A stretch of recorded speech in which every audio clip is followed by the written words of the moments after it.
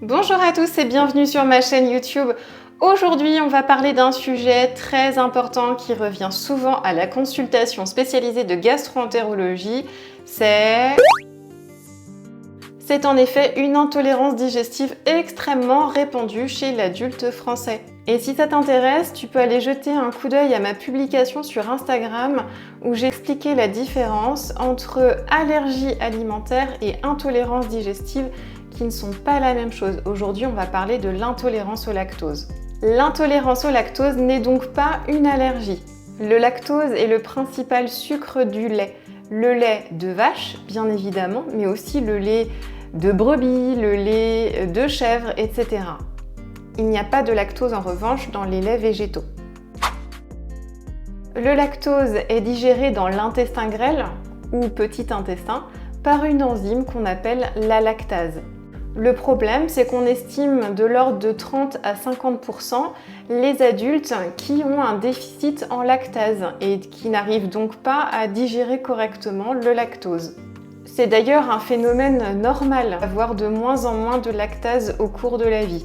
Les enfants n'ont quasiment jamais ce problème de déficit en lactase et les adultes, eh bien, c'est très fréquent. C'est simplement lié au fait de grandir et de vieillir. Ce lactose, ce sucre, il arrive alors en très grande quantité dans le côlon puisqu'il n'a pas été correctement digéré par l'intestin grêle quand on n'a pas suffisamment de lactase. Et une fois rendu dans le côlon, il va fermenter de façon excessive à cause de nos petites bactéries qui sont dans notre côlon. Le lactose fait d'ailleurs partie des FODMAPs, ce sont ces sucres fermenticibles dans le côlon. La fermentation du sucre va produire des gaz et créer un appel d'eau. Ça explique les symptômes digestifs que les patients rencontrent quand ils ont une intolérance au lactose, à savoir principalement des ballonnements, des diarrhées et des douleurs abdominales.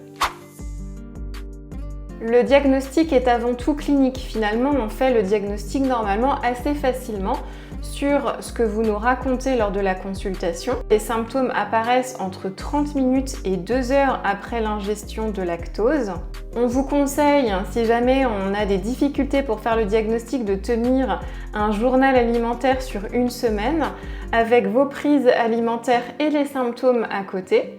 On peut trouver également des tests respiratoires au lactose ou breath test. Ce test signe de façon certaine, lorsqu'il est positif, une intolérance au lactose, mais en pratique, à titre personnel par exemple, je ne l'ai jamais prescrit. On peut commencer par supprimer la consommation de lait. On peut le remplacer par un lait dit hydrolysé, sans lactose. On peut en trouver assez facilement dans les rayons de lait.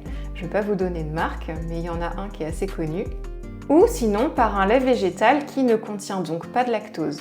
Si le fait d'éviter le lait ne suffit pas, alors on peut conseiller d'éviter les autres produits laitiers qui contiennent du lactose, comme bien évidemment par exemple le fromage blanc qui en contient pas mal, la crème fraîche également et les aliments transformés qui contiennent du lactose. Attention tout de même à avoir un apport de calcium suffisamment important pour ne pas risquer sur du long terme des conséquences comme l'ostéoporose.